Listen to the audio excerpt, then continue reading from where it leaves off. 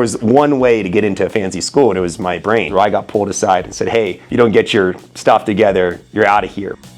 My first name's Sam. I went to high school Green Valley, and I went to college in Amherst.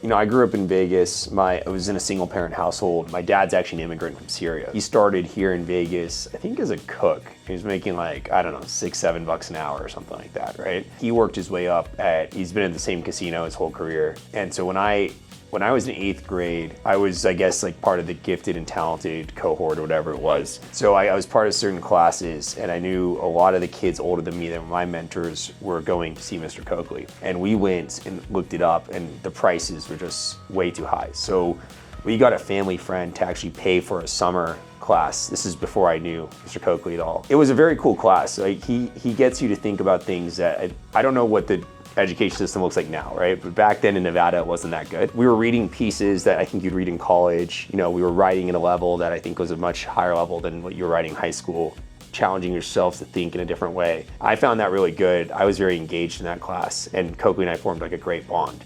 And at the end of the summer, he's like, I hope you're gonna join me next year. And I said, look, to be honest with you, my family can't afford it, right? And so this is great, but I just don't know who's gonna pay the bill. And he said not to worry about it. I worked with Coakley for 4 years. I probably worked with him more than most of his students would do. So he found me early, he scholarshiped me all 4 years. And you know, if you think about what my academic career looks like, at Amherst I majored in neuroscience, I double majored in English, almost double majored in English, I just didn't write a thesis. It's kind of like an eclectic, you know, academic background, and it's very much to the T exactly how Coakley kind of raised me, right? Like it was all about being well-rounded, it was about being a thinker. You could apply, it was very interdisciplinary, where you could apply that kind of methodology and approach to any kind of academic subject. What he was big on was, I wanted to go vocational straight out of high school. I wanted to make money, right? I came from a family that didn't have much money, and I wanted to make money. And so I was thinking, I want to do business, I want to do finance, maybe I want to do medicine. But he said, no. He's like, you just need to continue to learn how to learn. And I think that concept at the time when I was 16, 17 was just completely lost on me, but now I know exactly what he means. It's interesting, you know, as the world morphs into AI and stuff, and you hear different CEOs of a lot of these bigger tech companies talking about what does the skills of the future look like? It's just knowing how to think, right? It's knowing how to construct good logic frameworks, knowing how to ask the right questions, knowing how to investigate things to an extent, because AI will automate a lot of the rote functions. You don't need to know business formulas. You don't need to know how to use Excel. You don't need to know how to code, right? You just need to know how to think. And a lot of those other things are ways to express logic and, you know, algorithmic thinking, right? You know, he's been a phenomenal mentor to me.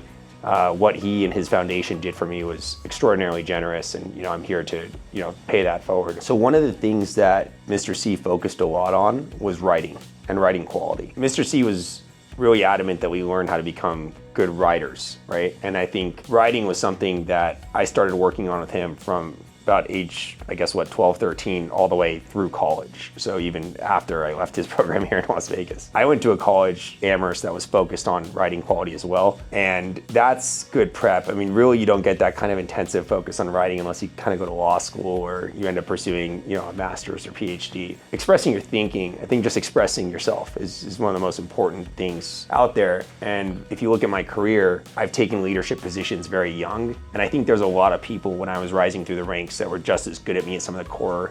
So if you were talking about financial modeling, or talking about valuation, or you're talking about building a product, right? You know, all of these things, there is a lot of people who are very skilled and good at them. I found that in life, there's very few people that are able to present those things well, present those ideas cogently, both in writing and oral format. And it was just something we worked a lot on in this class. And so very early on, it's just like anything when you're playing a sport, you kind of got to like learn the fundamentals and learn the basics. We drilled those a lot in here, and a lot. And we almost kind of rid ourselves of all the, you know, and you're writing and you're growing up and you kind of don't want people to read your writing, and you don't want people to read or listen to you speak, you know, you get nervous about that stuff. But, you know, I had 5 years of that here. So I think I was pretty fairly conditioned for the real world. So I stepped into leadership. I was one of the youngest executives on the Las Vegas Strip, I think by a decade. You know, I presented to boards and stuff in my 20s, you know, was raising multi-billion-dollar kind of, you know what I mean? So I did a lot of things that required a lot of leadership ability to communicate effectively. And I garnered a lot of those fundamental skills from here. I almost came into Mr. C's world overconfident, right? Thinking like, if you think about it, a lot of the kids he deals with, he has different programs, right? And he has a program for like the gifted kids, right? And so I came in thinking I was the just like all the kids came into that class thinking they're and he humbled all of us, right? He actually taught me a lot of intellectual humility. I was able to open my eyes to what's out there. You have to remember when you grow up with not a lot of resources, you don't travel, you don't see the world, right? So your world is this little, the schools you grow up in and the community that's around you. And so, when you're number one in the class, that's a very seductive, delusion to fall into, right? And what he did was broaden my horizons. I was around kids that were kicking my ass in SATs and writing and just were thinking at a higher level than me. And so it was very humbling. And there's, I'm a competitor. And so it really made me rise to their level, right? And really compete. And that was a lot of what my 5 years here was about. You come into this room and there's banners of like Harvard, Yale, Amherst, USC, Northwestern. And I'm from a kid who no one in my family went to college, right? So I'm seeing these names and I'm putting them, I'd go on Google and I'd look at these places and they looked like larger than life to me, right? And so the idea of me even getting into one of those schools was still like so far away. I was 12 years old, I was 12, 13 years old. So, it's still pretty early.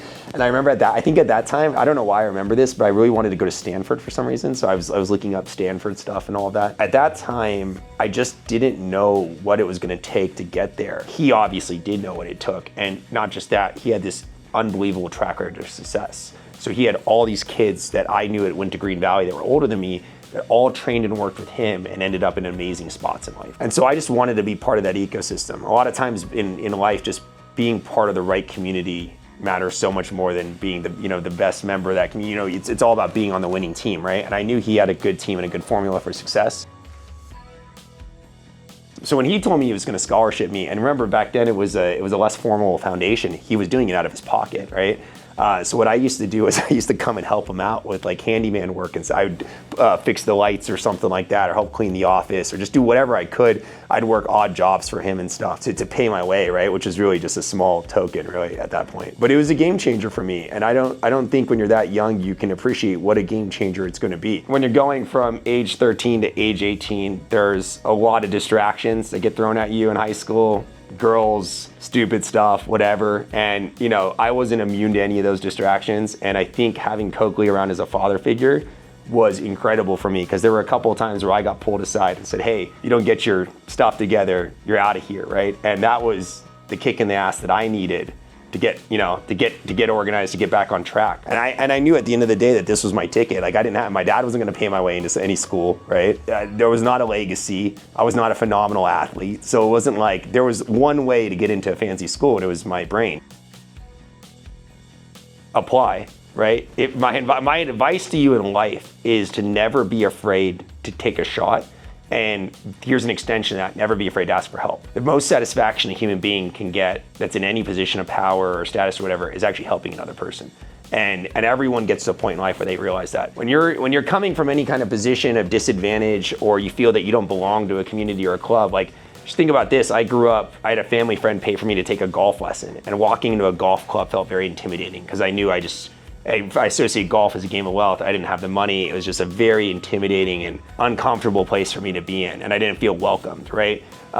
Same when you approach like a class like this, an SAT class, where all of, your classmates, their parents are doctors and lawyers and have a lot of money and stuff, and you just feel like you don't belong. Like, throw all that stuff out the window. Like, people want to help, and this is definitely a community of people that want to help. So you might not even know what you don't know.